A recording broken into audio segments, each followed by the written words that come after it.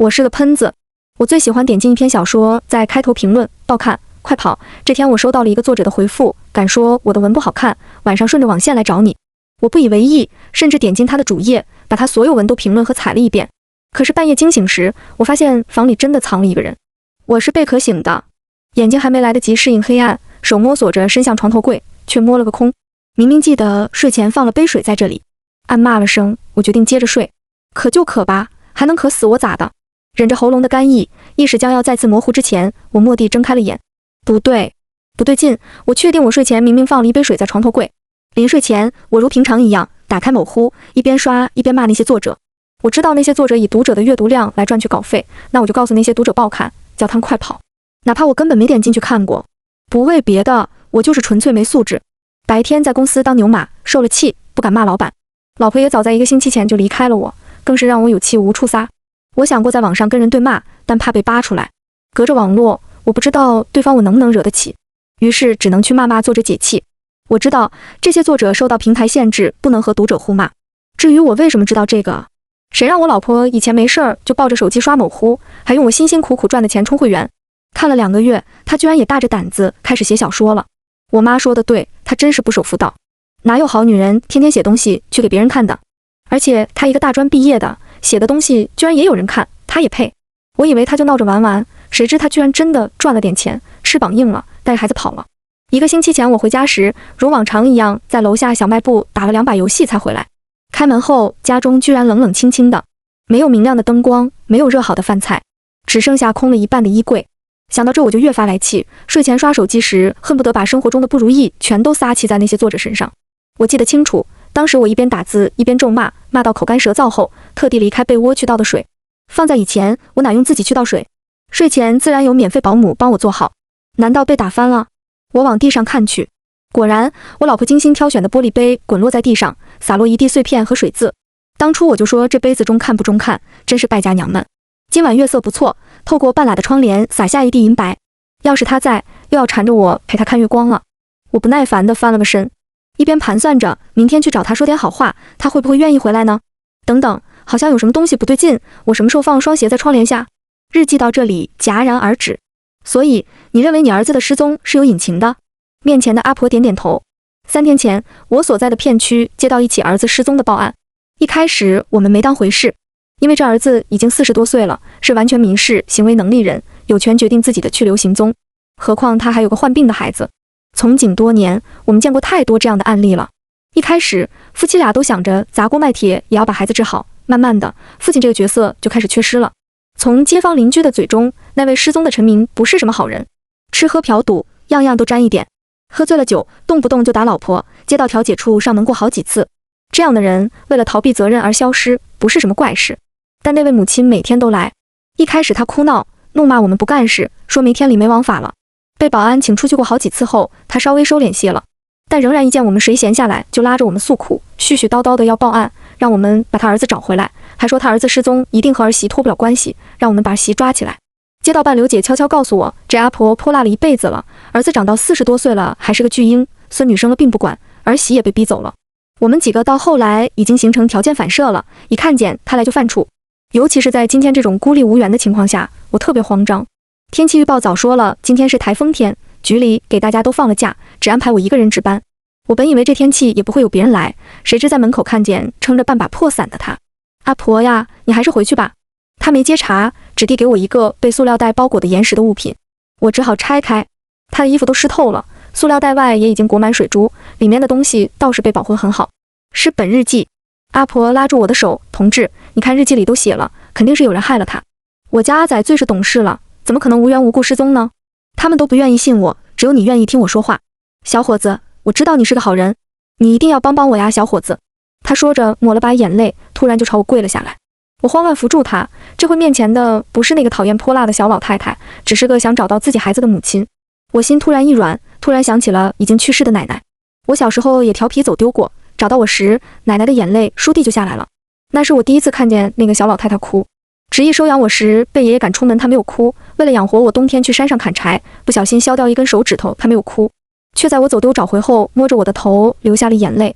我的奶奶已经离开我好多年了，我不敢想象70、80岁的她跪在别人面前求人的场景。阿婆，你别急，你先起来，我答应帮你。我把陈明妈妈扶起来，但心中还是有很多疑问。一个遭遇不测的人，怎么会有时间写下日记呢？面前的姑娘戴金丝眼镜，小口地喝着咖啡。我怎么也无法把她与那个笔下全是悬疑惊悚文字的作者西野联系起来。我坐在她面前，感觉全身好像被扒光一样。我不禁把自己带入了他好几篇小说里都有的那个平庸又想抓住机遇的警官。好在他不像他笔下的主角那样审视我。他又喝了口咖啡，再次认真地看了我手中陈明的照片，不认识。和我调查的一样，他和陈明没有丝毫交集。我是通过陈明的小说平台账号找到西野的，因为是私下在调查，起初他不愿意搭理我，但听说疯狂踩他那人失踪了，还留下一本奇怪的日记后，他来了兴趣。平常女生听到这种事情不都该感到害怕，生怕和自己沾上关系吗？但西野的反应像是生怕错过这件事一般。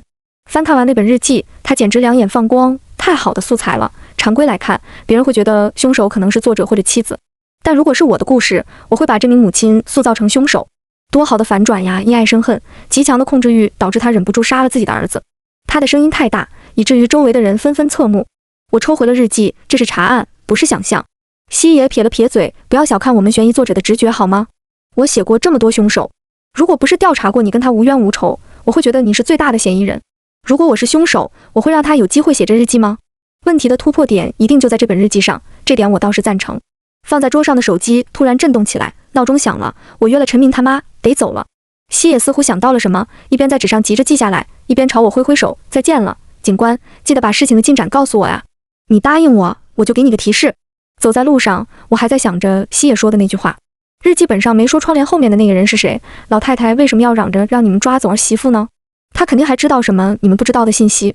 陈明妈早已经等在了楼下，一见我出现，拉着我就往楼上走。这是一栋老式居民楼，陈明家住在顶层，楼中只稀稀拉拉的住了几户人家，楼梯间布满了灰尘，感应灯也早已经坏了。我们在狭小的楼梯间沉默地往上爬着，没人开口说话。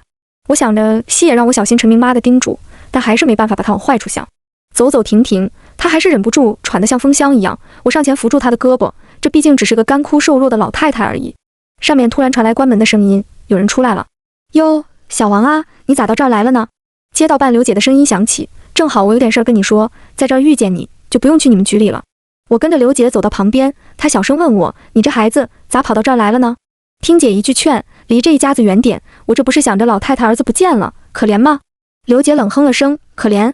你是没看见她欺负别人的时候，她孙女刚生下来，就差点让她抱到乡下去，寒冬腊月的，就只给穿个薄秋衣放在老屋里，孩子饿得冻得哇叫，病根就是那时候落下的。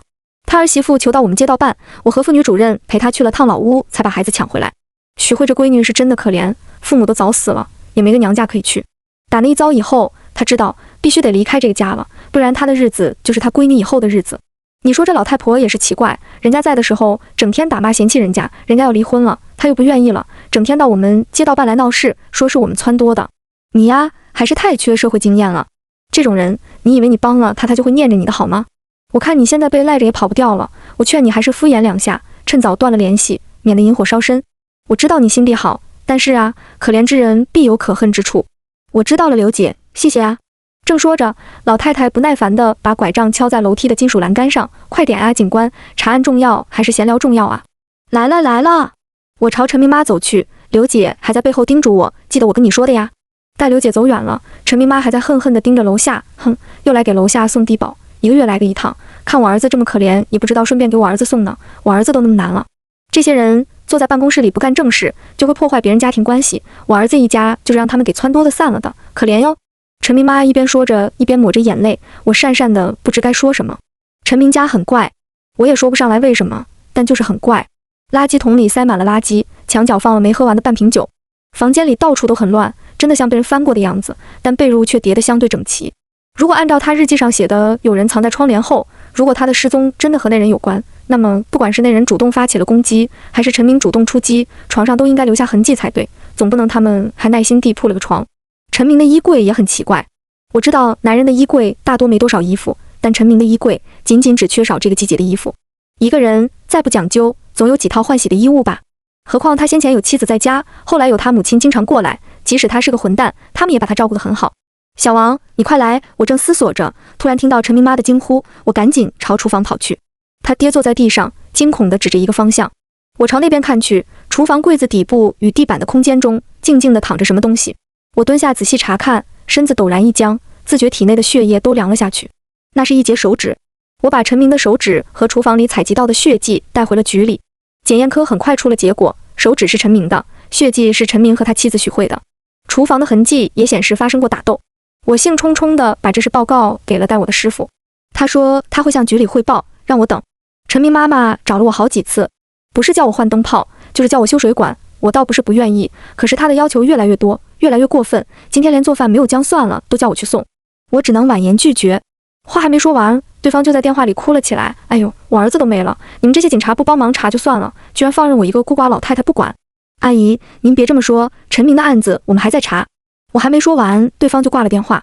叹了口气，我去找师傅问汇报的进展。他叹了口气，下班后把我带到他家对面的小酒馆。我刚给他斟上酒，师傅就美美咂了一口，叹了口气，数落我：“你这孩子怎么这么皱呢？”陈明家附近的监控早就已经查过了，这个血迹和断指，他老婆许慧前一天就来报过案了。我查了许慧的轨迹，报完案他就待在朋友家里没出过门。但后来还有人见过陈明，所以他的失踪和许慧完全没有关系。我查了他的债务，他上个月欠了30万的赌债，你也去过他家，衣服都收拾走了，你也看到了。这种人自己都不管自己妈，你去管什么？你呀，听师傅的，别再掺和这事了，这事已经结束了。你现在搅和在里面，只会一直被陈明他妈赖住。你以为这个进展为什么没人告诉你？有人受益了，让陈明他妈烦你一个人，总比让他天天来局子里闹要好。我忍着颤抖的手，拿起师傅手边的酒。既然如此，我们也应该跟人家说清楚，怎么好让陈明母亲平白一直担心儿子。你以为他妈什么都不知道？人家揣着明白装糊涂呢。你知道现在他都在街道怎么传？儿子不见了，白得个干儿子，随叫随到，跟狗似的。街道办的刘姐也让我劝劝你，我说年轻了，劝不住，等一头栽进去就知道了。师傅让老板再拿个杯子，帮我也倒上满满一杯。你这个人，我最清楚，心软，尤其见不得这样的老人家受苦。但我也想让你知道，不是所有人都像你奶奶，这个世界上还是有很多坏人的。老人也有坏的，坏人也会老的。宿醉的代价是头昏脑胀，好在第二天是我休假。本想睡个懒觉，但接连不断的电话吵醒了我。前面已经有4个未接来电了，但铃声还在坚持响着。看见来电者，我想狠狠心掐断。一看时间，凌晨4点半，这个时间打这么多电话，没准真是有什么急事呢。电话那边的声音很虚弱：“小王啊，我在家里摔了，你能不能来一趟？”折腾到天亮，才把陈明妈妈在病房安顿下来。来的路上是我背来的，陈明妈妈又瘦又轻。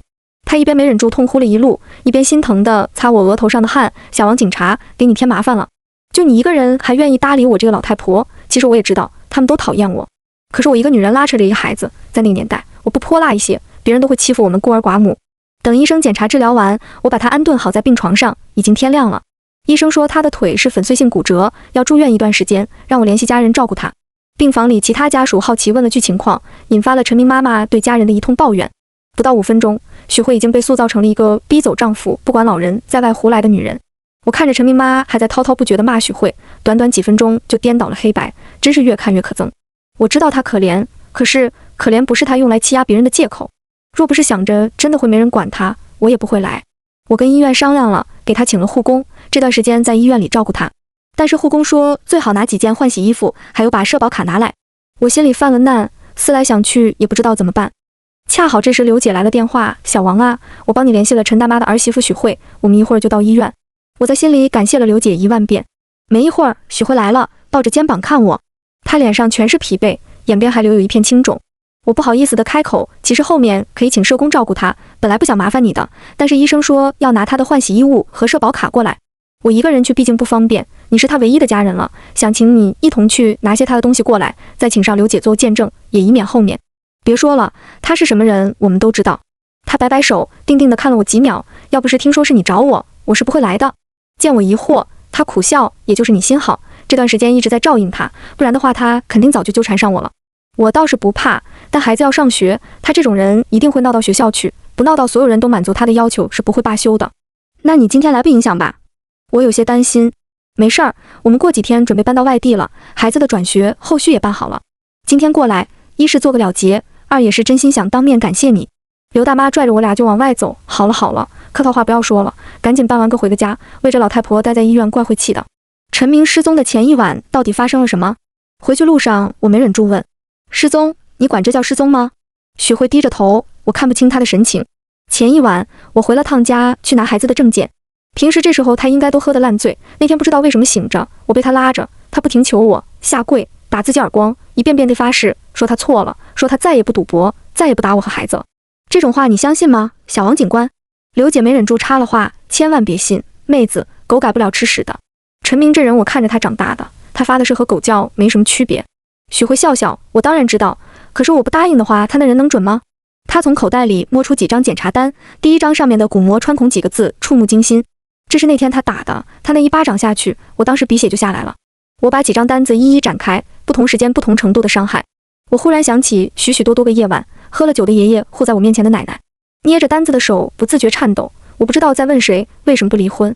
他都这样了，为什么不离婚？我无法抑制的想起，就是那时候，假如我能早一点发现，假如我不是一直在外面读书，而是留在那个村子里，是不是就有机会阻止那一切？是不是奶奶就不会被活活打死？我听到消息回家那一天，全村的人都告诉我，奶奶是上山砍柴摔了一跤，磕破了后脑勺。可我不是瞎子，奶奶身上的那些伤痕，那些皮带印子，还有她耳朵里流出来的血，黑得刺眼。直到临走那天，隔壁的婆婆才借着干活路过时，悄悄告诉我，根本不是什么摔跤，奶奶是被活活打死的。那天她哭喊了一夜，从怒骂到求饶，从呻吟到渐渐无声。奶奶那么坚强的人，最后求饶的时候，喊的都是遗憾，看不到我毕业穿上警服的那一天。为什么不离婚呢？如果离了，也许就好了。许慧苦笑，你以为我没有提过吗？这里有多少张单子，我就提了多少次，离得掉吗？法庭我们都上过的，你知道判了什么吗？说这只是家庭暴力、家庭纠纷，我们有孩子，不存在感情破裂。那天他求我原谅他的时候也这样说，说让我看在孩子的份上再原谅他一次。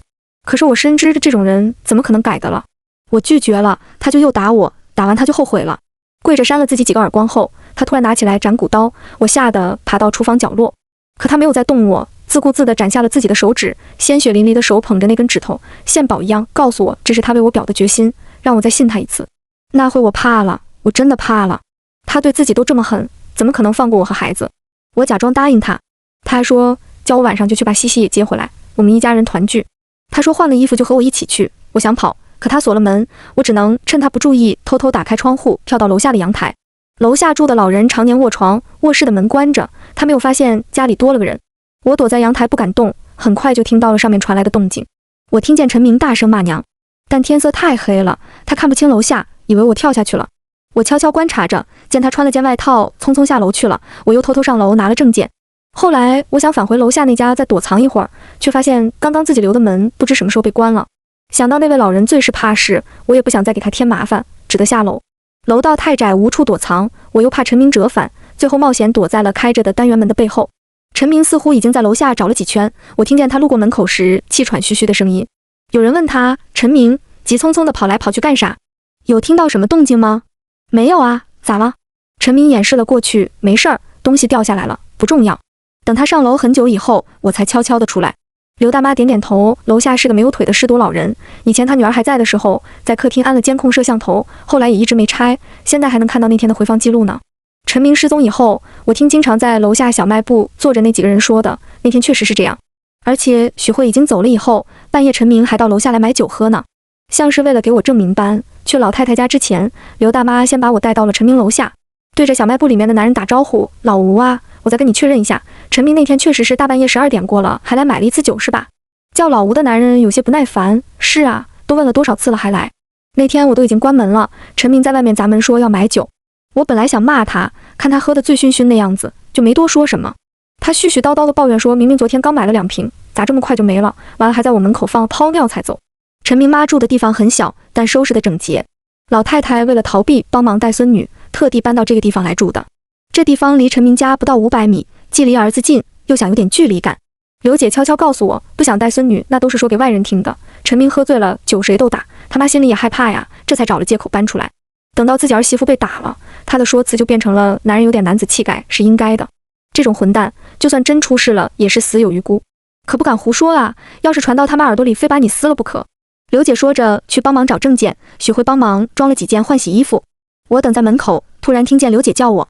进去后，刘姐塞给我张纸，嘲弄的笑笑，老太太还挺宝贵这东西的呢，跟社保卡存折放在一起，你自己看看吧。妈，我在这里待不下去了，明天讨要赌债的人就会来，交不出许慧和西西，他们会打断我的腿，我可不想和楼下那个臭老头一样。说来也都怪你，妈，早就叫你搬回来住，要是有你帮忙看着，许慧能跑得了吗？我会避开摄像头悄悄地走，你记得来了以后家里的一切都不要动，尤其是厨房，你直接去报我失踪，等人来调查。我会留一份日记，到时候你就把日记交给警察，到时候你就一口咬定我是被许慧那女人给害了，她昨天来过，总会有人看见。她可能自己偷偷攒了些钱，你能搞就搞些来，搞到的就算你的养老金，找不到她就去西西学校，就算许慧不养你，你孙女也应该养你的。我虽然不能亲自孝敬你，但给你留下许慧这棵摇钱树，也算对得起你了。这封信一定要收好，你读完就烧掉，不要让别人看去了。上面的字迹与那篇日记上的一模一样。看完信，我浑身颤抖。刘姐拍拍我的肩膀，安慰我：小王，追查了这么久，结果是这么个结局，心里挺难受的吧？我和许慧没再跟着去医院，刘姐叫了几个工作人员一起，代表街道办把陈明妈妈的东西送去医院。后来陈明妈还来我单位几次，说我把她送到医院就不管她了，说好的给她请护工也没请，都被师傅帮我拦了回去。我后来还时不时收到她的电话：小王啊，我把你当个儿子一样，你就这样不管我了吗？你们这些年轻人真是畜生，许慧也是，你也是，就这样把我一个老太婆丢在那里不管吗？起初还有些心软，后来我索性将她拉黑了。3个月后，听说她独自在家时又摔了一跤，这次没有这么好运了，她找不到可以联系上的人，楼里住户少，她呼叫了一夜也没人听到。后来还是刘姐听小区闲聊团聊天说3天没见，陈明妈出来买菜了。虽然厌恶这人，但刘姐也实在放心不下，上门查看才发现陈明妈早已死在家里。虽是冬天，但人也已经臭了，要不是楼里住户少，早就被发现了。刘姐说给我听时，一阵唏嘘，一把年纪了，闹得人人厌烦。但说来又可怜，到临死了，儿子也不在身边，不知道在哪里快活呢。孤零零一个人死在家里，骨灰现在还放在火葬场里，无人认领。你说人这一辈子图啥呀？我心念一动，在哪个殡仪馆？咋的？你又要多管闲事啊？不是我说你。在见到许慧时，她完全像换了一个人，眉眼间没了展不开的踌躇，举手投足间都是自信和魅力。看了你最近几篇小说，你的风格和她越来越像了。是吗？多亏了我有个好老师呀。她笑得眉眼弯弯。我看着她，不禁失神。如果当初奶奶也和一样，她成功逃离了，该多好。西野从许慧身后冒了出来，一把揽住她，1.8米以上的身影把许慧衬得小鸟依人。第一眼我差点以为出现的是个男人。上次见面时坐着，真没看出来西野这么高。西野笑着递给我一本许慧的新书，说起来我还得多谢你，要不是当初你给我讲了陈明那个案子，我也认识不了西西。是吗？我笑笑，他避开了我的眼神。我翻开书，扉页签上了作者的名字。见我仔细看，西野告诉我他写东西太刻苦，手腕腱鞘炎了。这是我带他签的，看不出来吧？我模仿别人的字可有一手了，我专门学过几年的。我笑笑没说话。我一直没有说过的是，我学过笔迹鉴定。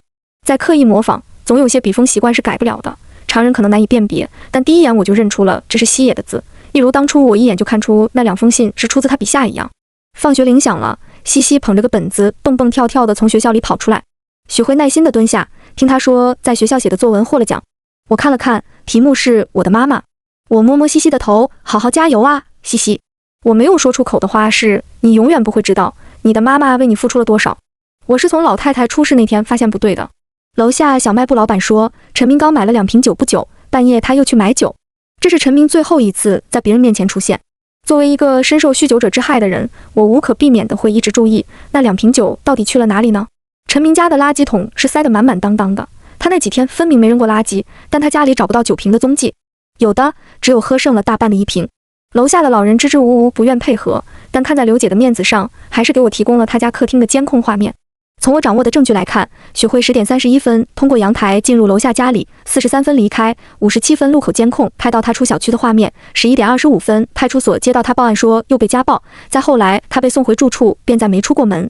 12点13分，陈明来到楼下买酒，老板可以作证。凌晨3点半，陈明穿着先前下楼时那套衣服，戴着墨镜和黑色口罩，全副武装地包裹起来，翻了小区西面的墙走了。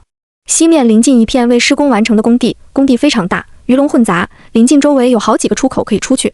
老小区和工地都没有监控，只有远处马路上的监控遥遥拍到了一个身影。那之后便再也没人见过陈明了。直到在老太太家里看到了陈明留下的信和他从小到大的一些纪念册，我才知道了这种不对劲来自哪里。字迹，是字迹。陈明妈妈怎么也不会想到，自己没舍得烧的特地藏下来的儿子，最后那封信根本就不是陈明写的。其实我一直隐隐觉得，从那本日记开始，就有人在引导我去查这个事情。只是入局的这个人刚好是我，即使没有我，也会有别人。还好这个人是我。西野不愧是写悬疑小说的，他深谙此道。当你想掩盖一些事的时候，不妨去强调一些其他事。当事情无可避免的一定会朝着不可控制的方向发展时，不妨主动去引导一下。我起初还好奇，工地绝不是一个动手的好地方，他们为什么会选择那里？看到西野搂着许慧时，我瞬间明白了，他们从来就没有选择过别的地方。从一开始出现在工地的就是西野。许慧把西西哄睡后，西野陪我回了一趟陈明的老家。许久无人打理的院子已经杂草丛生，尤其院子中央那一片草长得格外茂盛。西野轻轻帮我打开小王白天送来的盒子，数落我：“你呀，总是心软。”盒子里的粉末已经有些受潮，你看，无论生前多么可恶，死后也都是这样一盒灰。我很难说这对母子究竟谁更可恶。陈明他妈一心养出了这样的儿子，不仅自己为孩子奉献一生，婚后还要求我也为他儿子付出一切。他自己也是女人，却瞧不起女人，也瞧不起我生的女儿。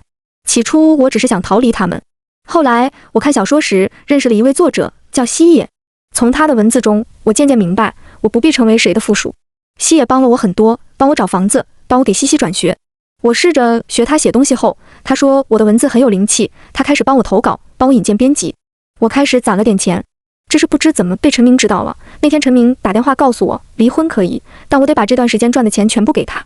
我怎么会愿意？那是我辛辛苦苦攒够的给西西治病的钱。于是他威胁我，用西西威胁我。他告诉我，他是西西法律上的父亲，总有办法找到西西。就算他不行，他那些债主也有办法。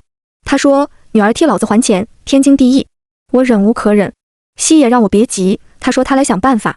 那天从楼下老人家里出来后，我不是躲在单元门后的，我躲在西野提前租好的房子里，直到他在楼下确认好陈明已经回到家里后，我才下楼离开，他留下来处理一切。那天西野回来得很晚，回来时他告诉我一切都过去了。那天我很惶恐，也很感激，不安地窝在西野怀里，不知该说什么。但西野却告诉我，该感到感激的是他。他已经没有灵感很久了，今天这种刺激的感觉让他文思泉涌。他要创作出了让自己满意的作品，尽管这篇文章的读者只会有我一个人。他在电脑上输入书名《消失的读者》，一点点敲下一个开头，敢说我的文不好看，晚上顺着网线来找你。故事应该落幕了，我用带来的水洗净了手，借着天上的星光抓起盒中的粉末，西野张开掌心包住了我的手。我们慢慢松开手掌，粉末扬在风中。去吧，找你儿子去吧。灰质在空中飞舞，落到了长得最好的那片草上，又很快飘落了下去，交融在泥土中。